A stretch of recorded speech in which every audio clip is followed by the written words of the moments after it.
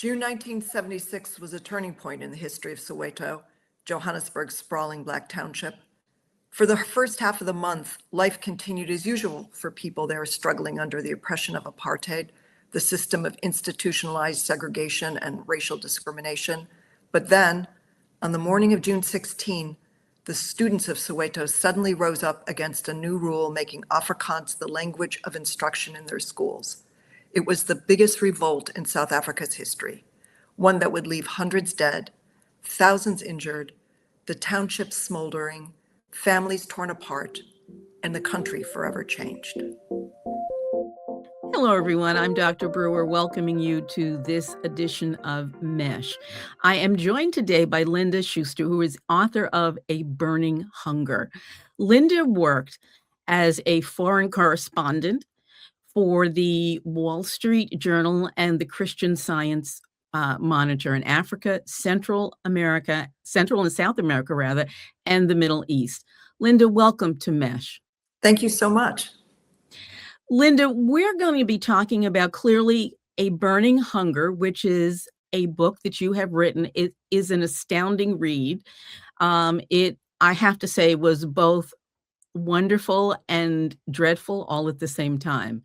The content is really heartbreaking, but the way that you introduce us to the content is amazing. So why A Burning Hunger and why now? This is a story about South Africa, Soweto, from 1996. Why now?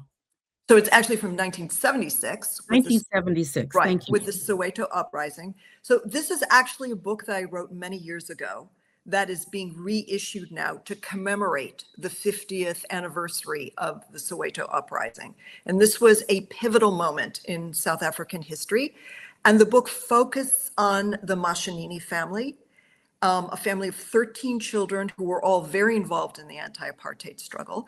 But specifically, the second oldest son, Tsietsi, is the one who led the struggle. And as I say, this was a monumental moment in South African history.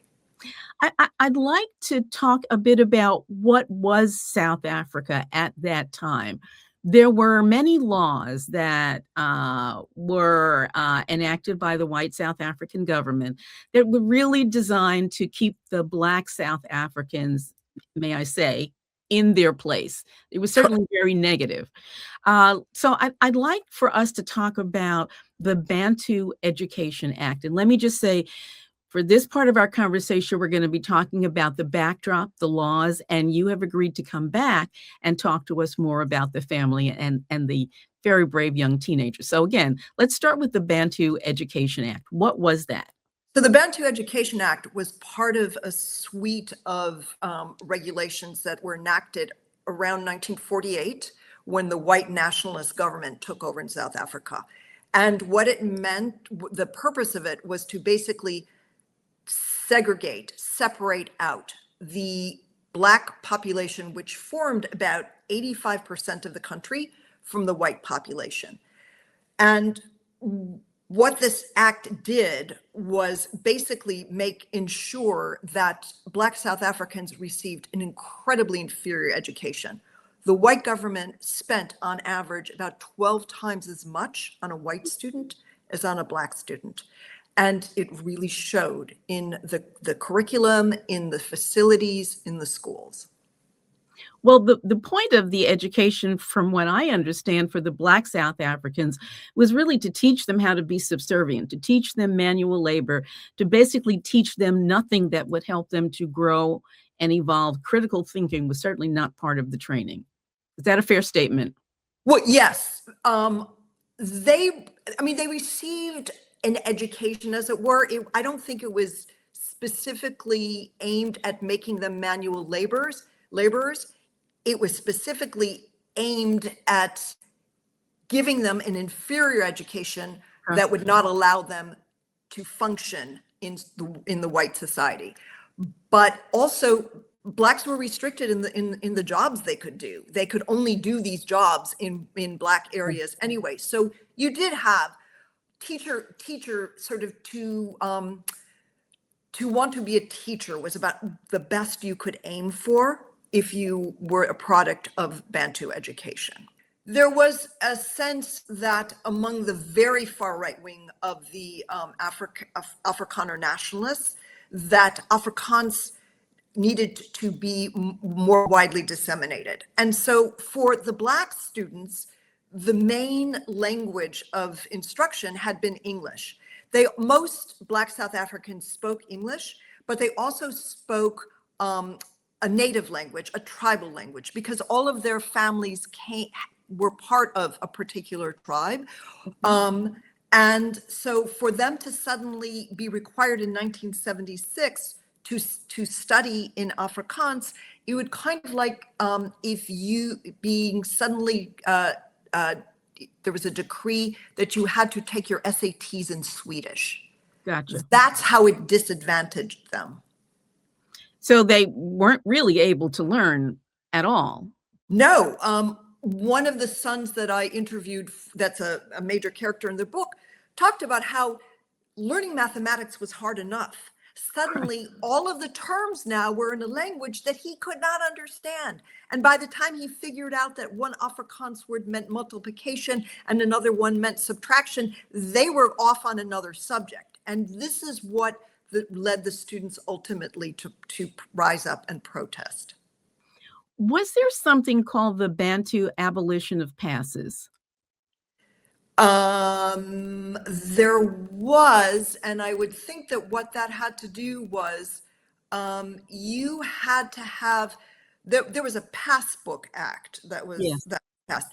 And so in theory, talking about all of the tribes, what the Afrikaner government did was created what were known as Bantu stands. These were all ethnically based supposed countries in geographical locations of the country. It was some of the worst land in the country. And so it theoretically disenfranchised the Black majority from their own country. So in theory, any Black citizen of South Africa was not really a citizen. They were a citizen of the Transkei, a citizen of the Ciskei. These were the Bantu stands.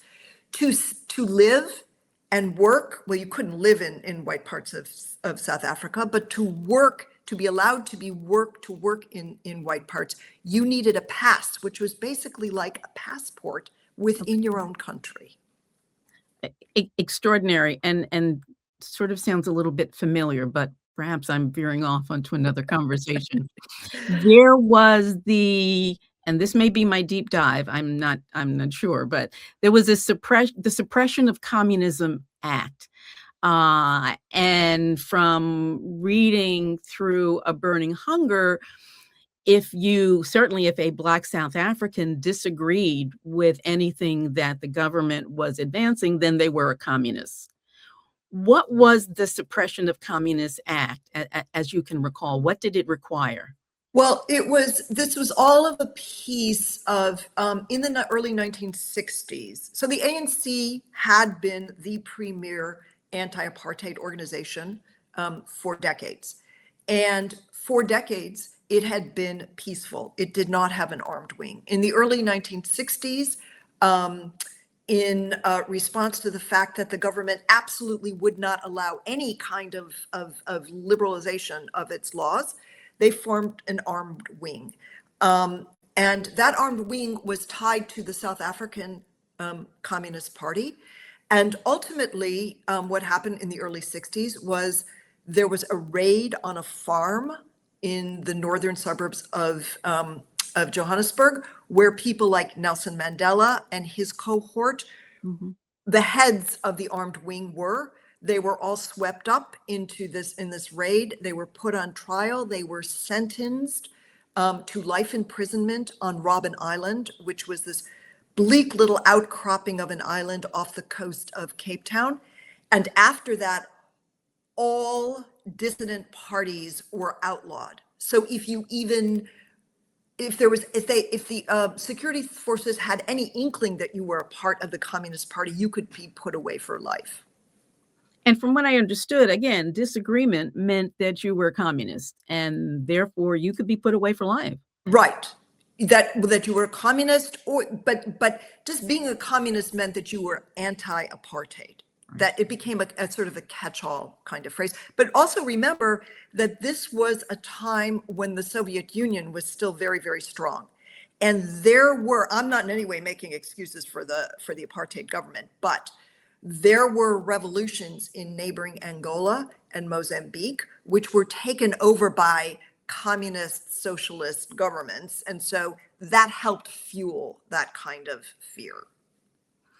I know when you come back and speak with us again, we're going to be talking specifically about June of 76, but there were so many laws, there were so many restrictions on Black South Africans.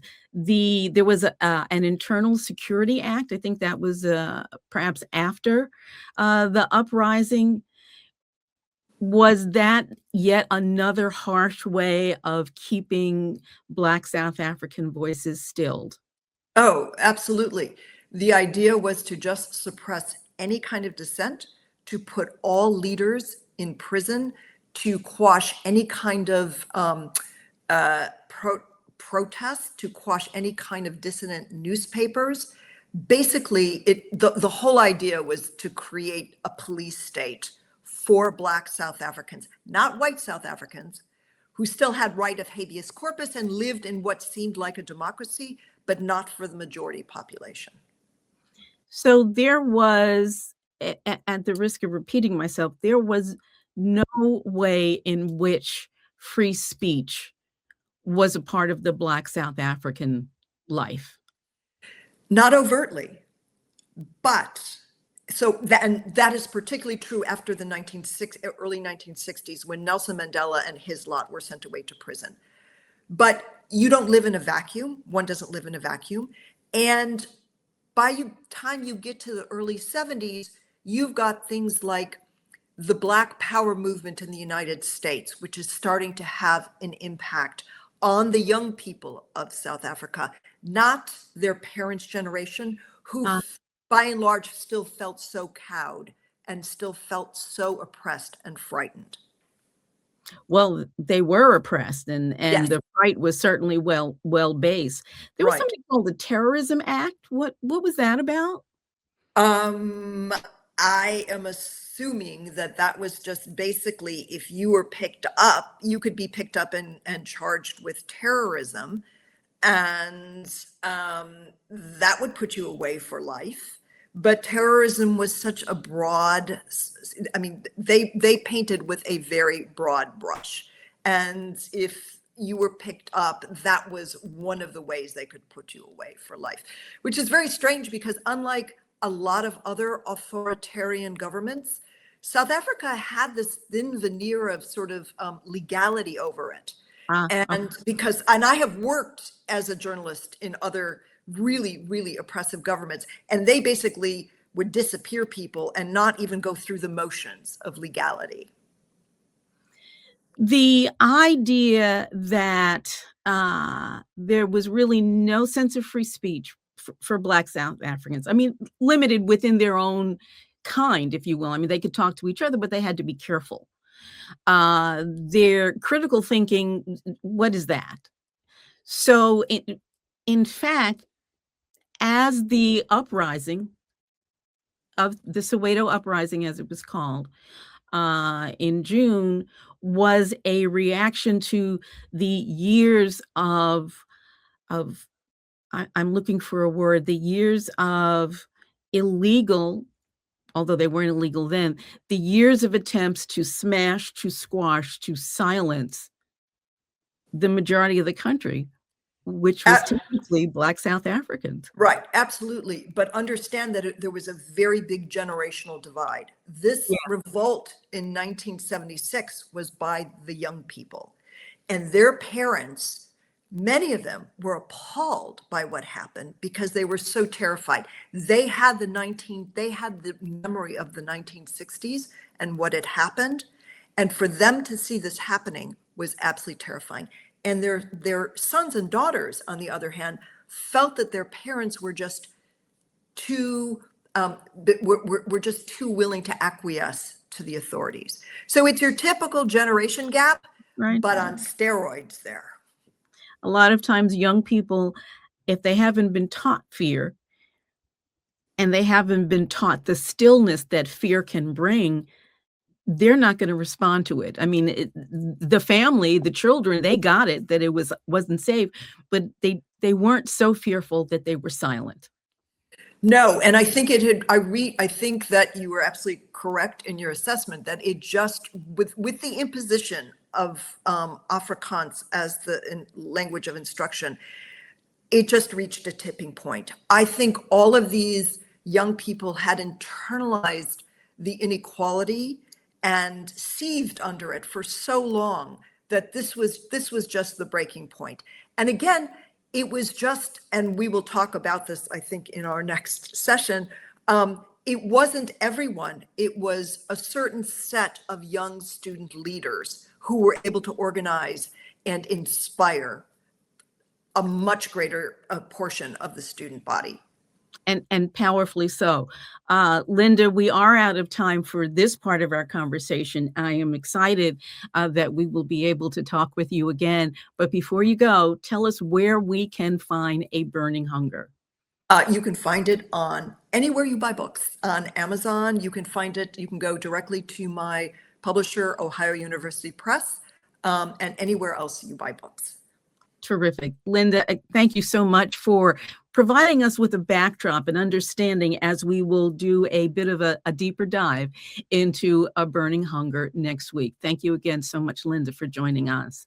My pleasure. And folks, thank you for joining me on this, for joining us on this edition of M.E.S.H. When you subscribe to M.E.S.H. on the YouTube channel, you will have access to this conversation and all the conversations we have. And I encourage you to share the conversations with people that you care about. Thank you again for joining us. I'll be back here next week, and I hope you are as well. Take care.